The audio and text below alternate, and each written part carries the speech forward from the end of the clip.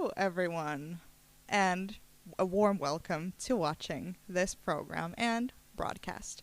I am Marko Vuoriheimo, and I go by the stage name Signmark. And I am very glad to be a part of presenting this product, which is a very interesting and important and topical subject. This broadcast is in the subtitles you will see in Finnish. I will be signing in Finnish Sign Language, and it will be interpreted into spoken English.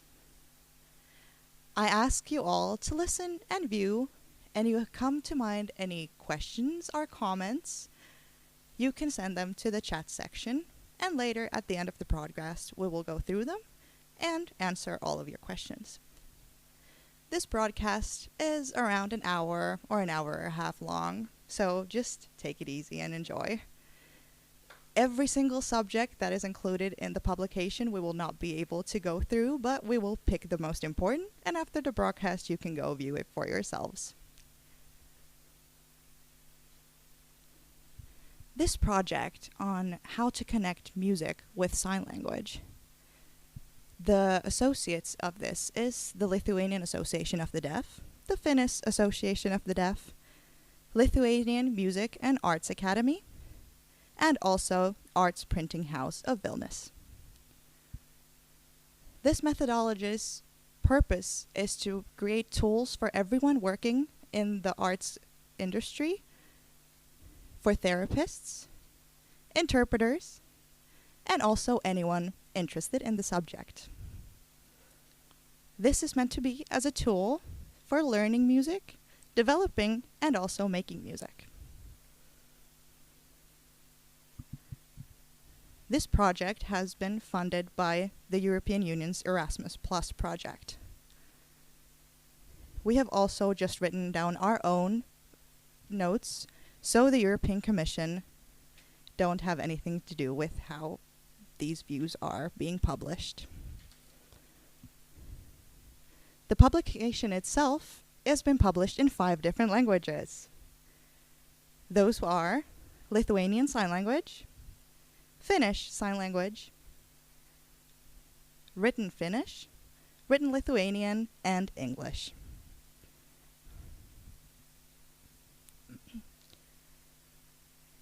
So, where can you read this publication? You can see the links here. And click and later read for yourselves.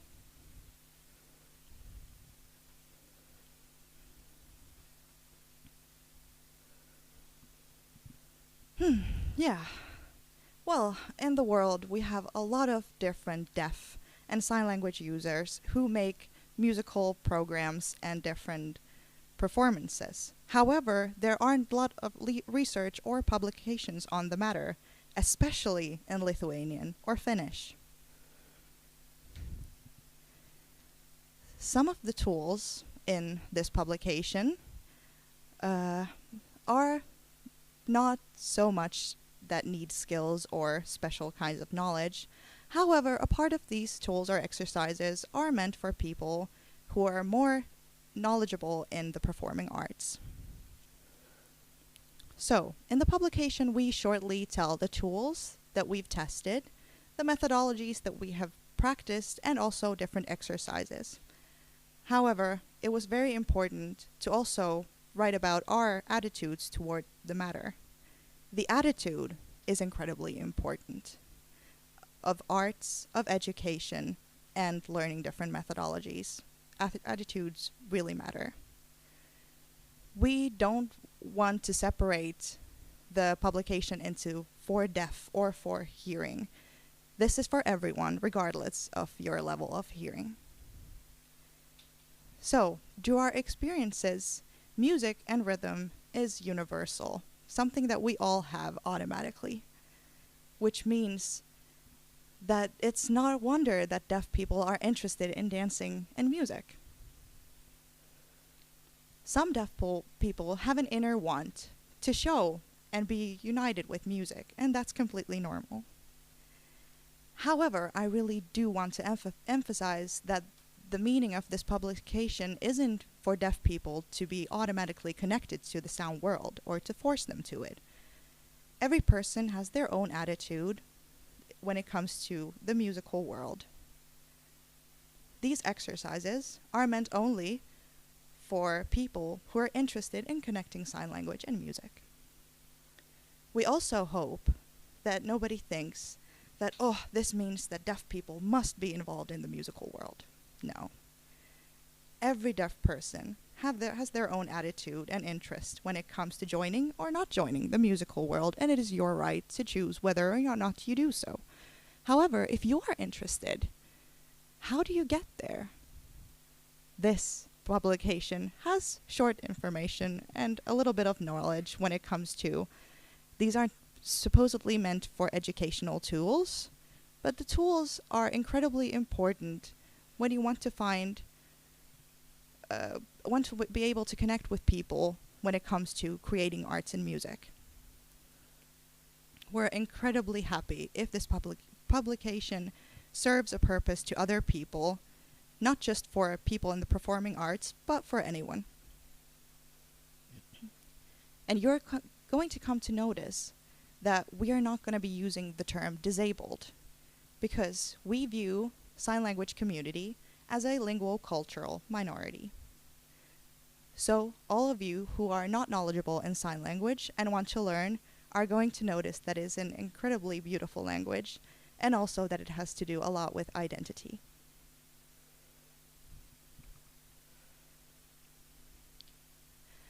In addition to me, there is another co-author.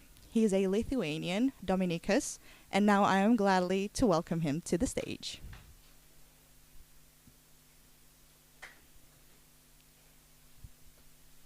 Well, would you tell a little bit about yourself?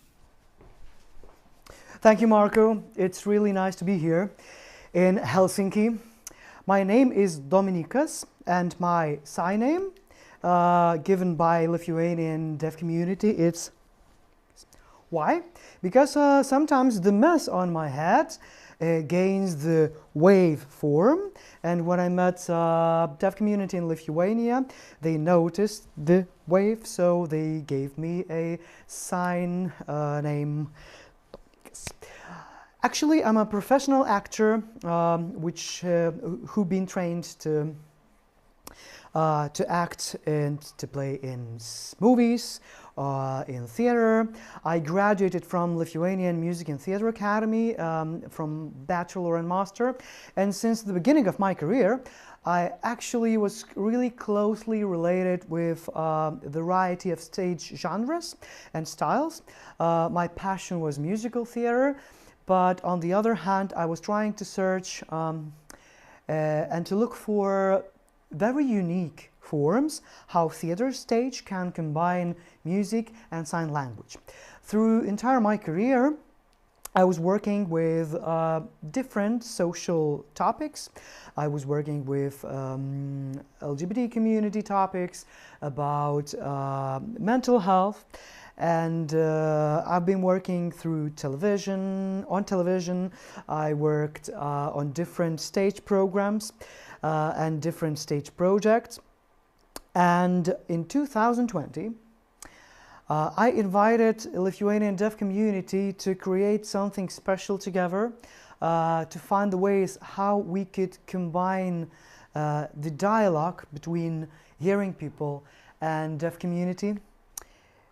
The beginning was not really easy, because I was just another naive hearing person who meets a deaf community and has his own imagination, how the community acts like, what the deaf identity is about. But luckily, I found out the community incredibly interesting and teaching me a variety of things of how to experience communication differently, and the journey began in 2020. So we've been working with community for 5 years now, and last November we created and finally presented a immersive audiovisual theater performance which is called Not What We Agreed. In Lithuanian language is Mes taip nesitarėm. And the performance was really noted, and noticed by theater critics, cultural community, as well as deaf community in Lithuania. And in a moment, I will invite you to see the video where you can find out how our performance and a project looks like. So in November we had an opening and the immersive part was given to the mixed audience. We had a mixed audience hearing and people who speak sign language, Lithuanian sign language, and all the audience had an opportunity to sit together on vibrational platform where different sound equipment was put beneath, and on the stage we had 4 hearing artists, live band, me included, and 14 deaf performers who were performing in sign language, and we did it synchronically with video projection, with live music, with sign language, and the spoken Lithuanian language. So that's been a incredibly hard work to get to this point, and thanks for Finland and thanks for Marko that this job was done, because I'm a hearing person and I would have never done that without a professional deaf artist. So today we're releasing a publication which was written, as Marko told, in 5 different languages, and I'm really happy to be here and to present the tools, the other things which is really important, working and 2 communities meeting together. But before we go deeper into this, I would like to invite you to see the video. It's going to take for 2 minutes and 30 seconds, and you will get a chance how it looks like, and then we will discuss all the tools we used and the journey we had together. So look at the screen.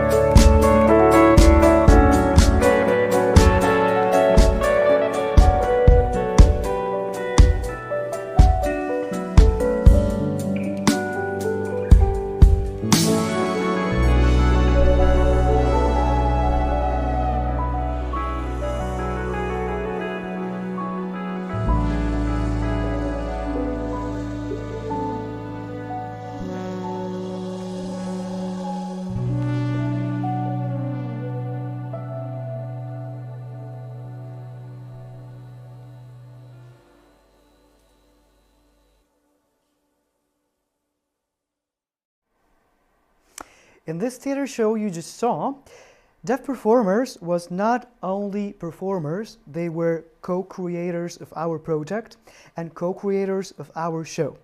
What I do mean? That this performance was created together with the participants, and it's not a performance which was adapted or translated to sign language. Our creative way and tools were to engage sign language performers to create together. So many songs in this show were written firstly in sign language and then translated to spoken language. Another thing which is important, that we also invited people who are working rarely with music. They usually work only with sign language poetry and literature, and then we started to look and search for the ways how can we express the sign language art to people who don't understand sign language for hearing society, and how to combine music together. It was really difficult journey, sensitive journey, vulnerable journey. And since I started the project, for me it was really difficult because I was just simple hearing guy who came and invited people to co-create together, but I had a zero knowledge about sign language, about a deaf culture. And during this journey I found out that it's really important to know many things about the community first, that the result would come into good way and it would be successful and not collapse in many ethnical or emotional conflicts.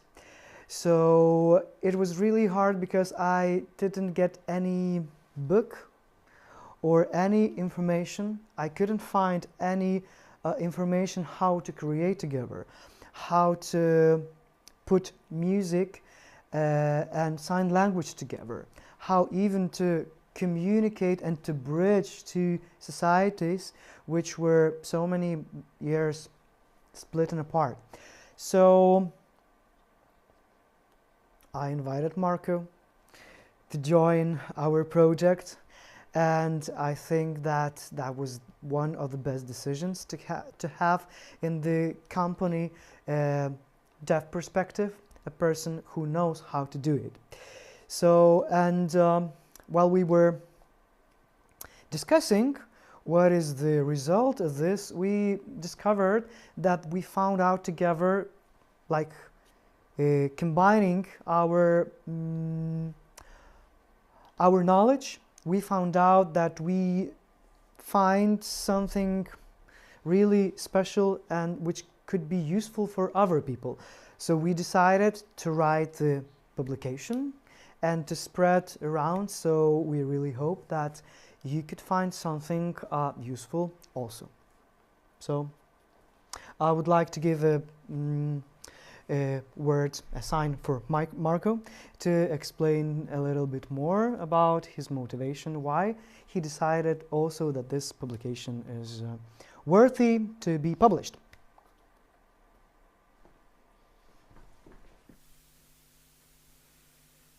Thank you, Dominykas. One of the reasons that, well, I noticed through my own experiences, and when I started out my career, I really wanted to get to the top, but I did kind of start out with nothing. I didn't have any sort of education. I had hearing teachers who had taught me that did try their best, but we never had the same culture or the same language. So I was kind of lost as to how to start, so I just rolled up my sleeves and tried to gather different sort of experiences. What the teachers had taught me, I tried to understand the basics of music. I really wanted to see different art forms and gather information through that, for example, pantomime or expressive poetry. And I also tried to analyze hearing artists and how they created music, why they wrote the lyrics that way, or how the music connected to the lyrics. And I used to go to different gigs for example, AC/DC, Metallica, and all sorts of different artists, and try to see how they played their instruments and used their bodies, used rhythm and feeling, and tried to read their lips and gather information that way. And slowly, I did kind of get accumulated with it. I was kind of a sponge to it, just gathering information, and it all started building up. And today, and throughout my career, there are a lot of educators who are trying to come up with different methods as to how to teach, how to explain, but there isn't a guideline that you could use and go forward with that. So this was why I wanted to be a part of this project. I really wanted to explain and get the participants to understand, and by that gather the methods that we used and write down what was necessary so we could give these guidelines to people who are in the future going to do what we did. So I used my own experiences and my own notions to give to you. And now we kind of have a tool that you can start with your work. However, in according with the tool, you also need something that is incredibly important. We all need a safe space to create art. And this I will tell about later on. But now I would like to throw the ball back to Dominykas so he can tell you a little bit more in depth about the results.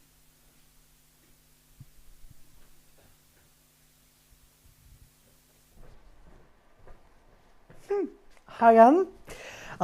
It's I don't want to make it really formal actually, but I think it's really important to tell what kind of methodology we use to create our publication. And just shortly, I will want to run through it. So first of all, we made a lot of workshops, international workshops together with Marko, using many different tools. And we documented everything. We created a couple of original songs. We created a couple of original sign language pieces written in sign language as poetry and literature. Then we were trying to get the point where we can combine that in a musical way and do not fake it, and help our participants to work together on stage equally as the professionals do, and not just be like people who are going on stage and really feel bad and don't have tools how to follow, or really important thing, to be dependent on a hearing person who conducts them. So we were trying to look for the tools where could create independence on the stage. So that was really important. So we analyzed our workshops. We gave surveys for our participants. There were 14 deaf participants, Lithuanians, who were creating in Lithuanian Sign Language. Then we did surveys and asked them what was the main tools which helped the most. And we also invited about 15 experts from outside who knows the sign language really well, or part of them knew sign language really well. They were linguistic professionals, linguists, and another part was stage professionals. So they also evaluate, and we discussed with Marko a lot. We were analyzing the material. Then we had a couple of conversations via Zoom and Google Meets, and we transcribed our discussions, and then I put everything in a written form. So today we're presenting that in Finnish, English, and Lithuanian. So another thing I would like to say, really interesting one, that this work was based on our own practice, and we don't want to pretend that we're super specialists, like we know everything about it. The access to that kind of educational material is really, really, I would say, narrow or limited. So if you know anything which could help us to improve our methods, so please don't hesitate to write down, to send a message for us, just in case we miss some material. And we would gladly edit our publication and we'll make an additional one. So, but what was really interesting about using technological tools in this process, we did a survey after we finished our workshops and asked deaf participants what was the tool which was helpful the most. We used many tools, technical tools like vibrational vests. We used special created bass lines. We used visual signs projected on the floor and many technological solutions. But when we asked participants what was the most helpful, the majority of them answered that the most helpful tool was live rehearsals with professionals, with me, Marko, and others. So this answer made us consider how to put the tools, what kind of order we should put the tools in our publication, and we decided that it's really, really important to talk a lot about deaf culture, deafhood theory, about why it's important to have a sign speaker like a deaf professional perspective to the processes. So in our publication, it's probably half of it, it's devoted to tools, and another one we are talking about the importance of safe environment, the importance about understanding deaf culture, the importance about collaboration, and the importance about many other really important things which are underlines and creates a safe environment and creative space for everyone. Yeah, so that was our methods, how we created the publication. But now it's a time to talk a little bit about design, how you can use it. So we picked a color. That was a Marko suggestion. We picked a color from a freshly released, like a couple of years ago, Deaf Flag. And we also, in Finnish written version, and in Lithuanian written version, we also have summaries in sign language. So in a minute, we will show you a video which will show you how you can scroll through the publication and how you can use the tools. We also did this in friendly reading manner. We also use universal design principles to do this, that the letters would be big enough, and other solutions which experts recommend to do when you're working with people who might get some issues with reading.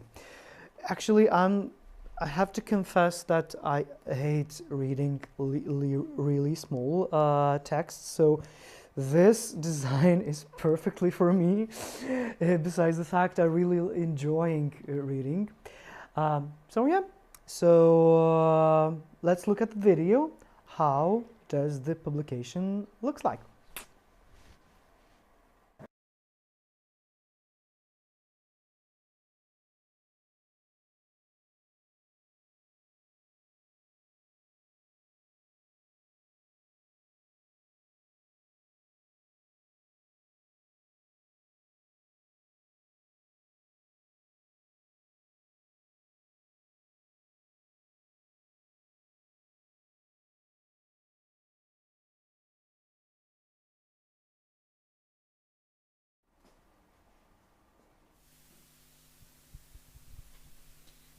yeah, so the publication, when I looked at it for the first time, it felt really immersive, so I do suggest you all go and read it. However, I would like to tell a little bit more about why I truly got involved with the project. Just like Dominykas said, we had a lot of Zoom meetings, a lot of WhatsApp conversations, and everything was documented. And this was a very important point, so later we knew how to connect those with the publication. And as you can see from the picture, this was really a conversation. We were thinking, I thought, okay, I'm going to be involved with the project, but what really is it? Who are involved? So we were going through the conversations, and I said, really, Dominykas, you are hearing, and given your background, everything's in check. And I really believe that you have the influence and the visibility for the Lithuanian deaf community, and also every signer in the world. And I told Dominykas that since you're hearing, I'm willing to be a part of it. If Dominykas was deaf, I maybe would have rethought a few times. But Dominykas himself said, no, I've been studying sign language, I can communicate. But I said, I mean, sure, great, but I think it's better so you stay hearing, so we can interlock our skills. So we made the agreement, but Dominykas is very fluent in Lithuanian sign. We have a little difficulty understanding sometimes, but it's okay. So one of the big themes is deafhood. It's a really important theme that's been a long time coming, with long time conversations that are still going on. For us, it's incredibly important to think how we really look like, and also understand the differences between the terms deafness and deafhood. So to understand that, right, I am actually a part of a linguocultural minority. This language and culture that I want to share with the world, to anyone, to the public, to the minorities. But also, when it comes to deafhood, there's also the notion of, we understand that within the community, there are separate and different kinds of identities and variation. And that's why also deafhood was a really important part of this project, because we wanted to show that we have a language, we have a culture that's beautiful. We don't want to complain about being deaf. Not just about complaining, but to, through beautiful art, express our language and culture. So, we had an amazing conversation with the group. What is deafhood? But also, what is the sign language community? Who are a part of it? What does it entail? So the conversation really blew up when we realized what is hearing, what is hard of hearing, and what is deaf. So we noticed that within our minority, we also have a lack of knowledge about each other, fear, doubt, and also difficulty of acceptance. And personally, I also took a look at myself and started to analyze myself. Hearing people have a long history of usually saying that a deaf people can't do this or can't do something because they can't hear. And this is a theme that is constantly being repeated, just because you can't hear. So deaf people are constantly being faced with obstacles and being told that they can't do something. However, hard of hearing people, some may use hearing aids or have cochlear implants. Some are very knowledgeable in sign language, and some have no knowledge at all. And some may sign according to the spoken language, so they don't have the knowledge of the lingual structure of the sign language. The group of hard of hearing people are, in a way, the deaf perspective might be, but they can hear, so they can hear the music. And there could be a kind of annoyance. We can't accept them they don't use pure sign language. They're not real deaf people. But at the same time, the hearing perspective is, well, they hear a little bit and they can speak, so they can be a part of our group. And this really opens the deaf and hard of hearing perspective had a lot of conflicts between them, and we have to stop this conflict and need to get rid of the feeling of separation and instead embrace everyone who want to learn and use sign language and get involved with the culture. And also the attitude of hearing people's we can't or they can. We've had enough of that. Everyone, hearing and deaf people involved, I feel like it's incredibly important to learn to understand the deaf community is truly a linguocultural minority. Of course, there are aspects of deafness that are connected with disability, but I'm going to give you a few examples of why we should feel this way. The term disabled, what kind of feelings or images does it give you? Oh, you're disabled. You have special needs. So you need to go to a special school or a different school. You need to get a special educator. You may need some kind of rehabilitation, hearing tests, speech therapy. So we need to get you involved to the major community, to hearing community. So we're only really focusing on your hearing. And worst case scenario is the medical view. A small child can be restless and maybe they have ADHD, but no, they're deaf. They just don't understand. So it's a real shame that this kind of construes to false narratives. But we associate more with, for example, to the Sami people, Aboriginals, Native Americans. And what this creates is so that people see that, oh, they have a language, they have a culture, they are their own community, they have their events.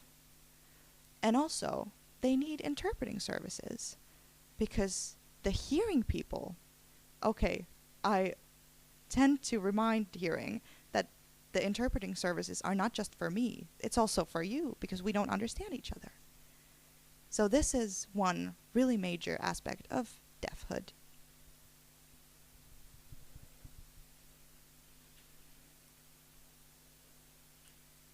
So,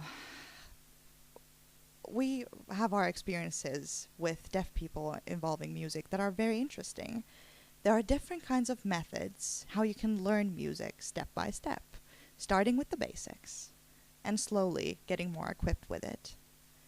However, through my experiences, I have noticed that, well, I personally haven't found any research. I don't know if there is any, but I have a feeling that if in school teachers teach, for example, through play, how you build music, what does it mean to have a verse or a chorus?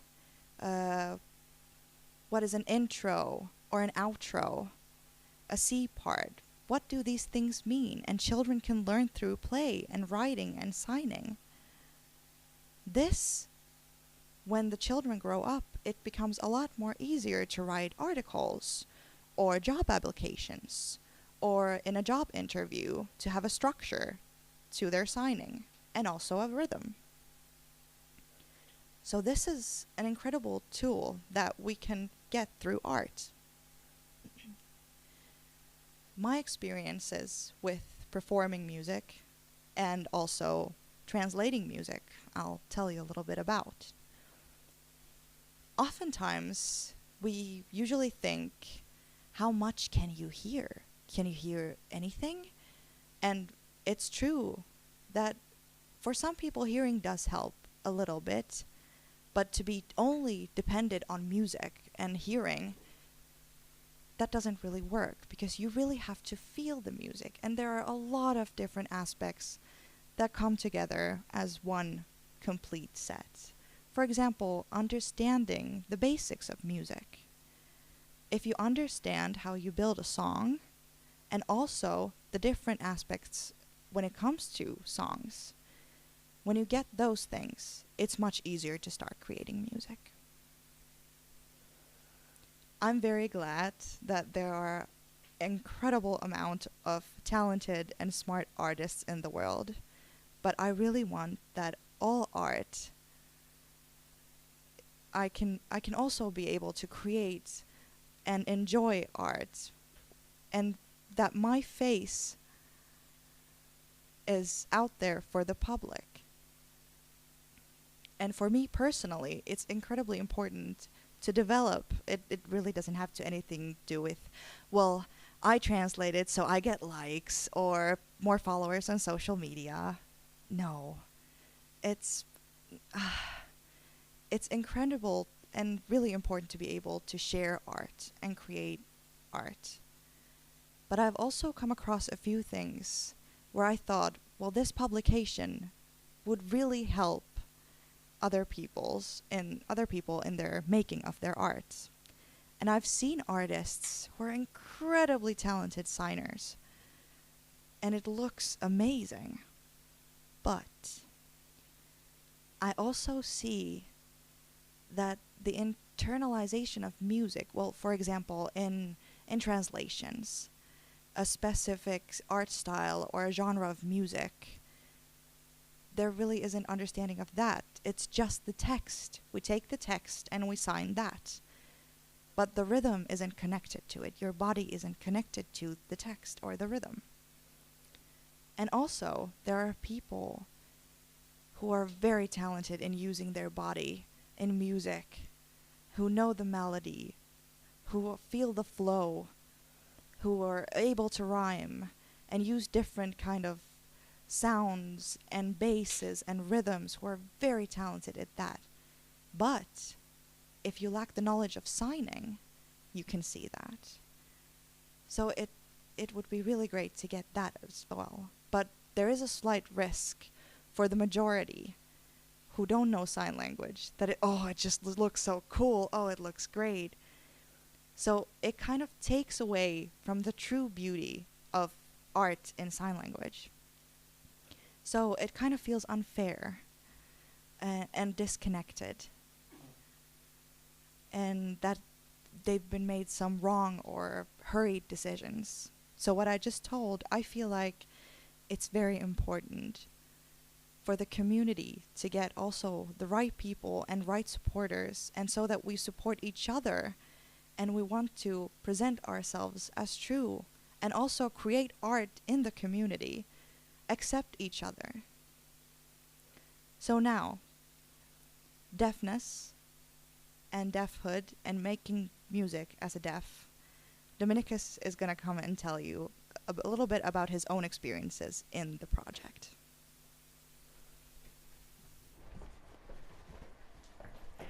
So, probably my experience was and discover that if you look at the deaf community from the cultural perspective, everything goes smoothly. And it's not even about atmosphere, about the creative atmosphere and safe space, but it also unlocks accesses to really interesting artistic thinking and artistic form. So I think that we had to put this on the publication, and we even had a whole chapter about this, how to distinguish two things, that deafness and deafhood is totally different things. So for me, as a hearing person, for me it really helped me to understand deaf community when I started to be familiar with deafhood concept, which says that you have to separate a deafness as a medical model and to look at the community from the cultural linguistic perspective, and not just because it's a really fashionable thing in European Union and the papers what Commission suggest about. It's a real access to a real connection with people, and on the other hand, it suggests many, many interesting tools. So we started to get rid of any of signs, I mean like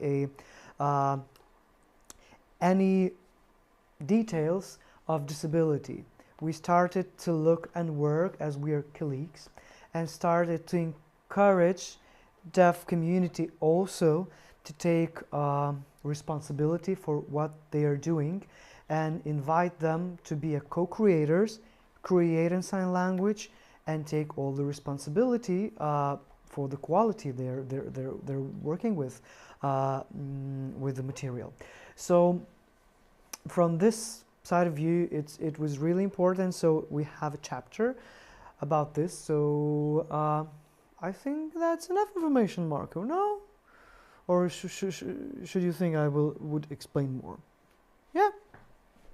So, in terms of deafhood and deafness, there's also one thing which is really important, and it's an additional chapter about the power balance. My experience and the success of the project was not only that I realized that deaf people shouldn't be treated as a disabled people, and it's not about inviting them to co-create together. Actually, I was always lacking some kind of knowledge and the ways how can I explain about music, about stage things from my perspective. So everything moved forward when I invited Marko to join the project, and I invited a couple of other deaf artists to join the project.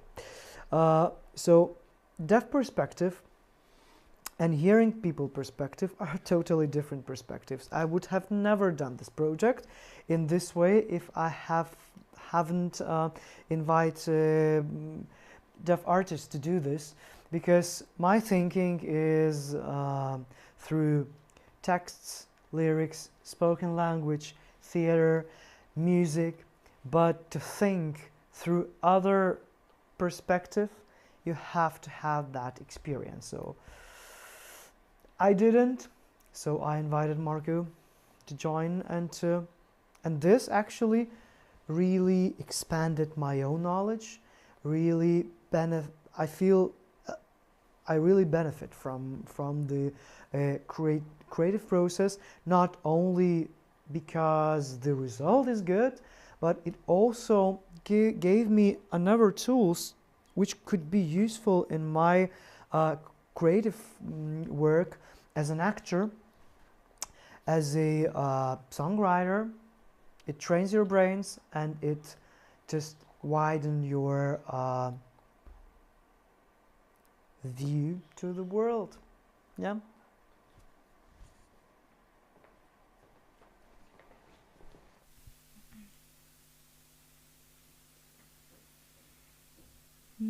Yeah.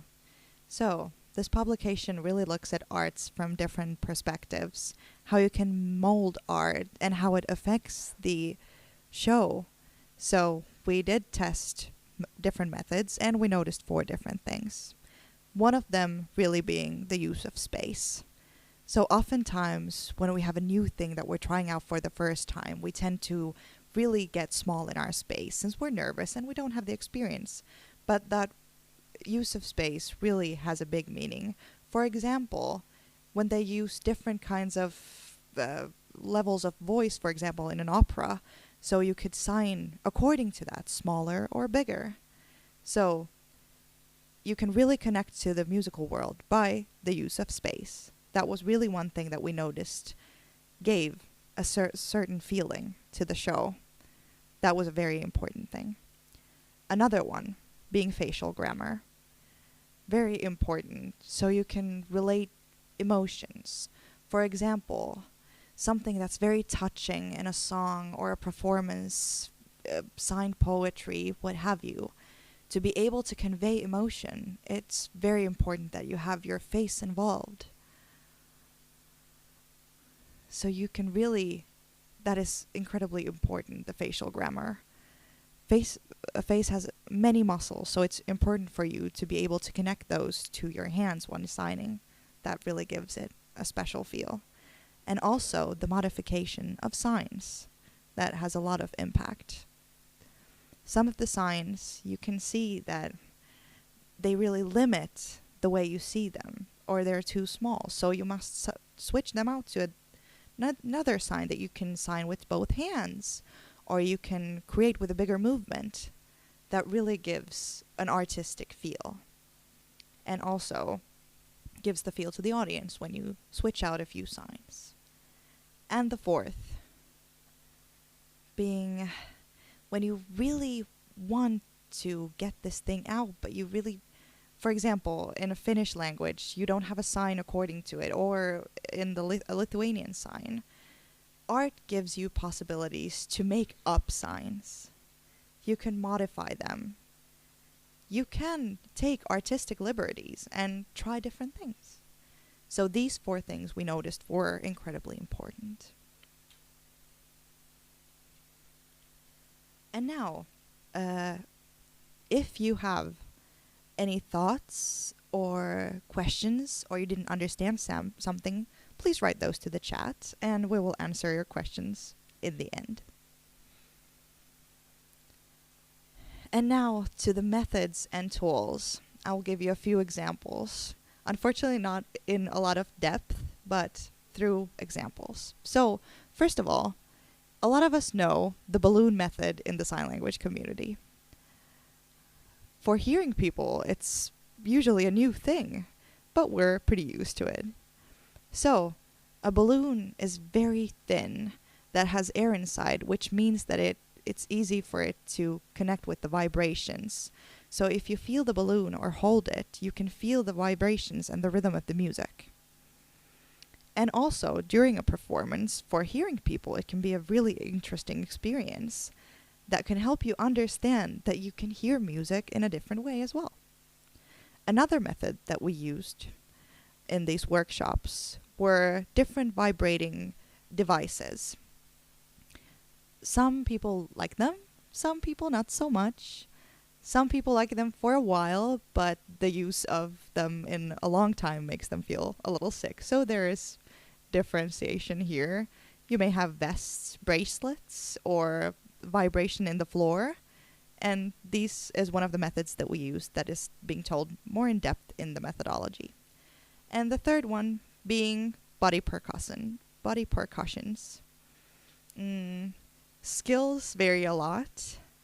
A lot of deaf people think that rhythm demands the ability to be heard, to hear, but that's not true. Everyone has an innate feeling of rhythm. If we walk or if we sign, everything has rhythm. Breathing has a rhythm. You just have to understand it and learn it. In these workshops, we had a lot of different skill sets. Some people were just starting out and body percussioning. Also trying out how it feels. So, different types of rhythms, but you can also try how a sign can be connected to rhythms. So, after just starting out with basics. Hi, my name is Marko. I live in Helsinki. So there is a rhythm to the signs. And fourth of all, we really wanted to create something new. The fourth one you can see in the graph here. It's really easy, so you could just do this 4x4. So 1 beat for 1 sign. This was that I told them that you should really try to put your signs into this graph and then try to sign according to the bass rhythm. And through that I noticed that people had an epiphany of understanding that this was definitely the best way. So one thing that you could actually use with children or anyone with teaching, this was a great method.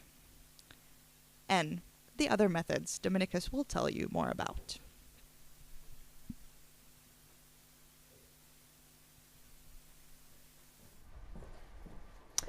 So, I would like to tell you about 4 different methods for another one.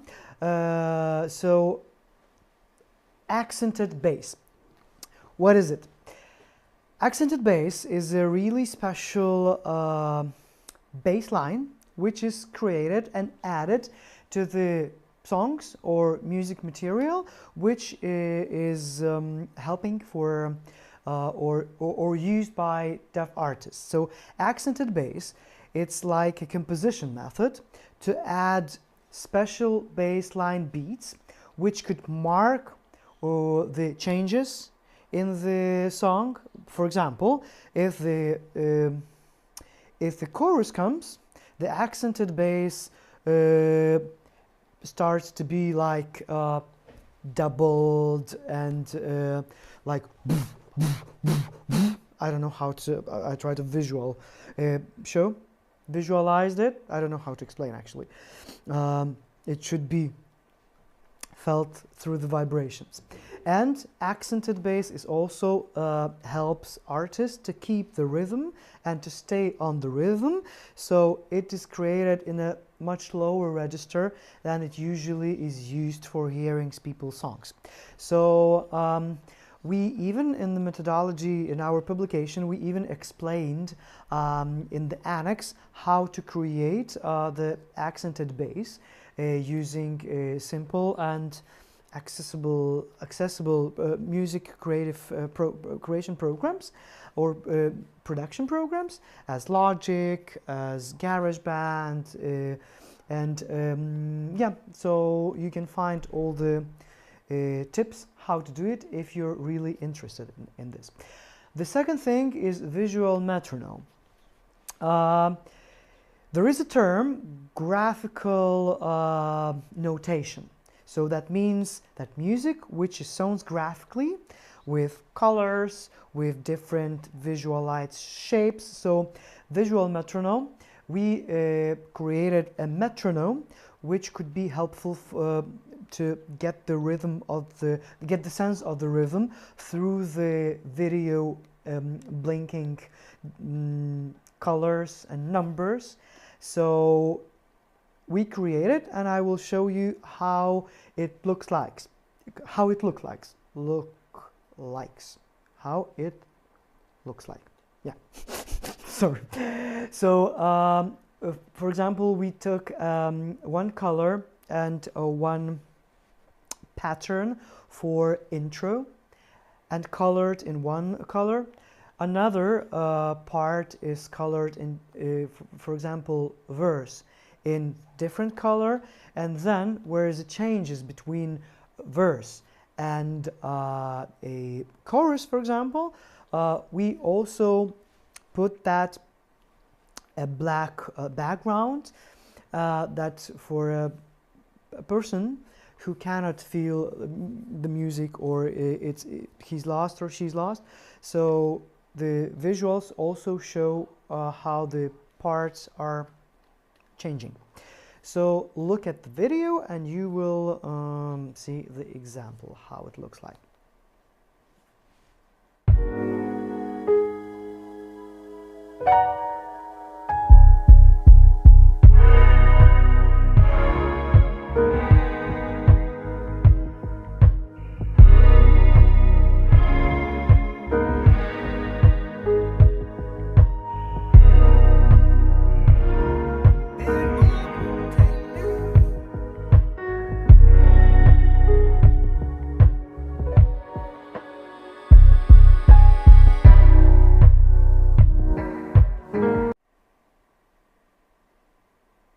So, if you're really deep into this, you can find in the annex even a link where you can download that different colored parts, and you can create your own metronome, which could be really suitable for a particular song or a particular music piece.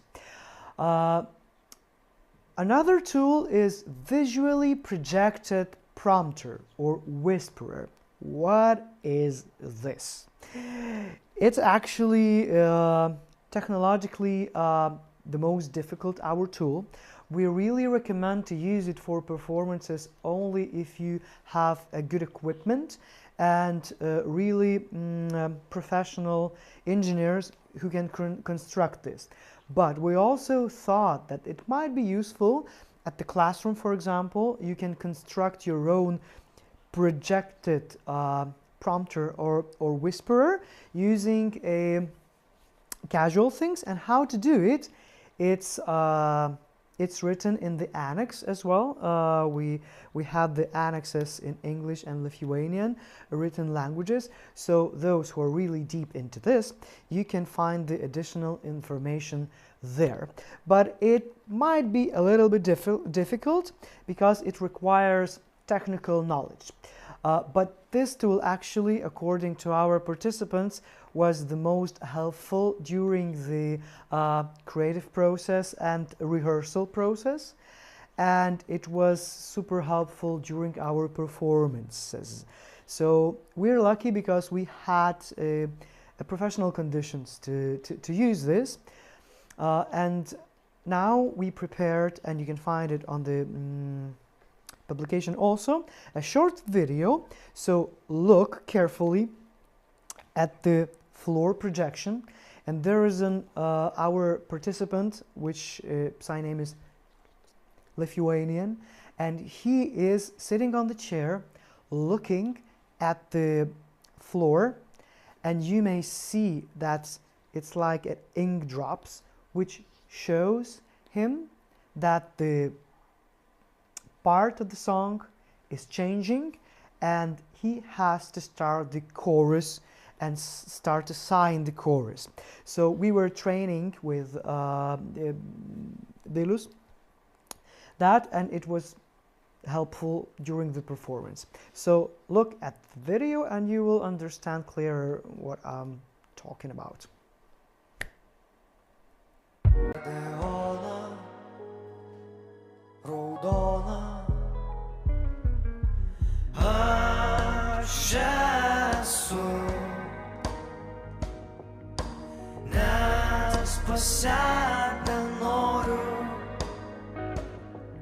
Aš moku mylėt ir moku tylėt. Muzika man padeda savim patikėt. Mama man sako, tikrai tu.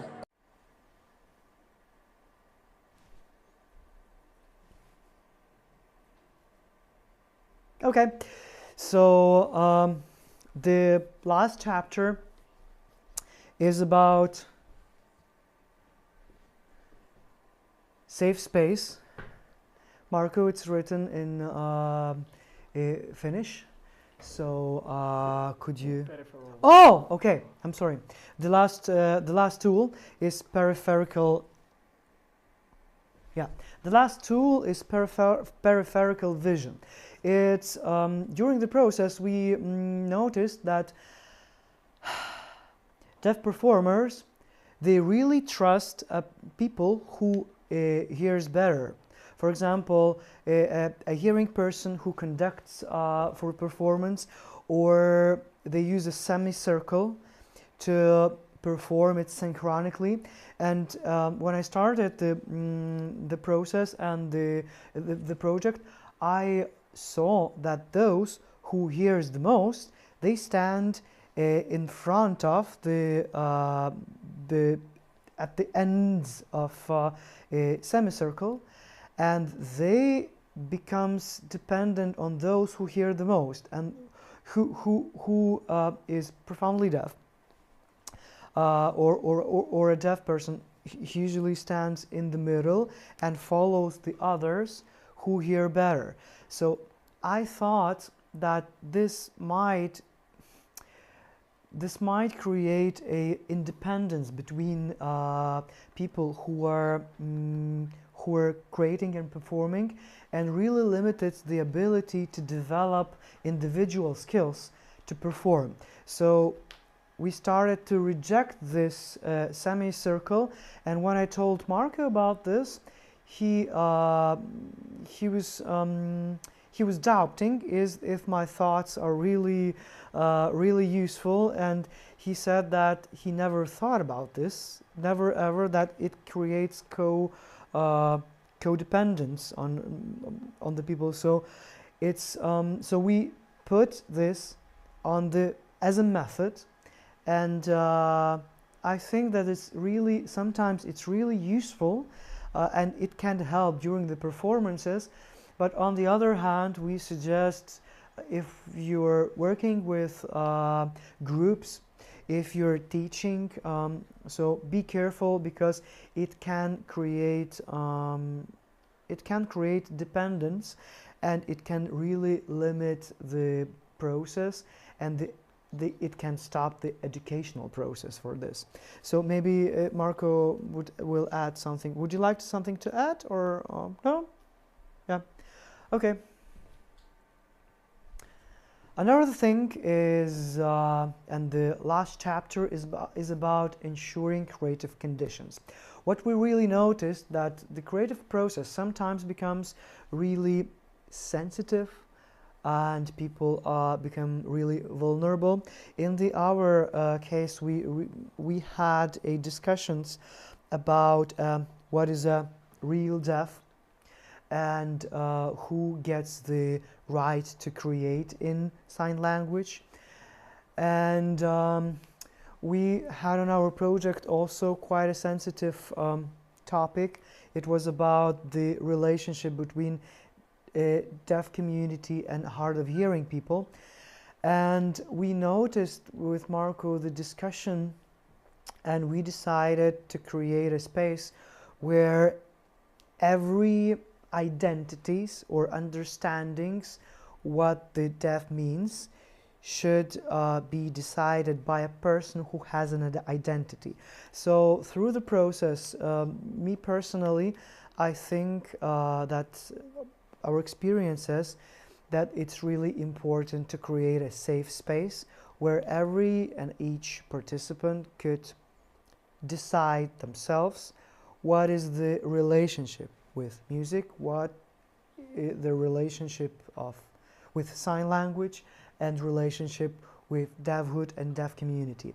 And the deafhood theory was formed by the scholar Paddy Ladd, British, and he underlines in this theory that it's really important to protect deaf community for defining deaf identity in really narrow boundaries.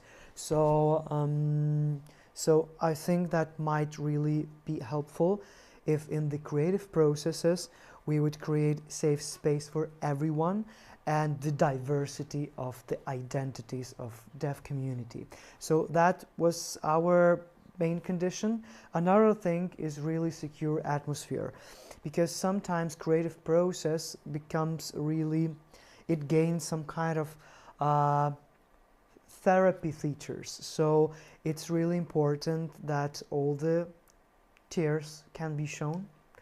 It's really important to reflect everything, and it's really important not to judge and not to comment each other's feelings, because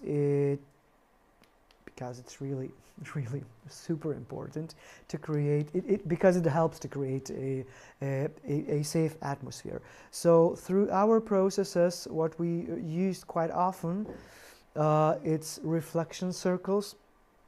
It also has some kind of rules how to do it, but I think that the most important tool which could help in every critical situation, as far as I know and as far as my experience says, is a kind and open conversation with each other. Nothing can help more than this, in my opinion. I don't know if Marko agrees. Yeah. So, would you like to continue?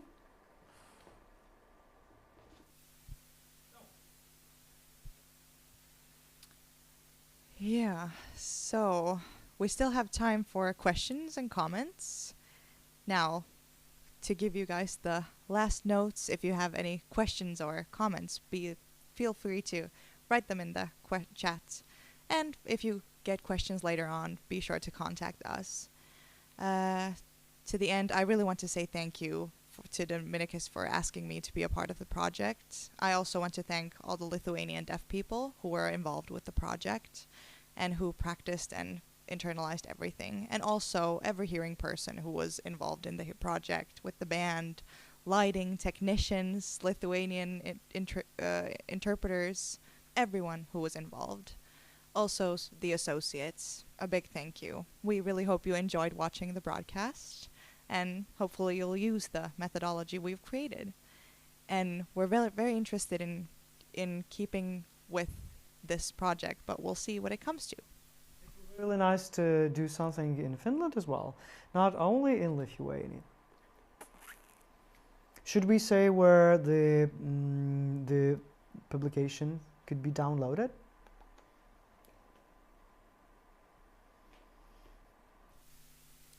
Yeah. So, where you can go and see the methodology, there are, as I said, 5 different languages. So here you can see them.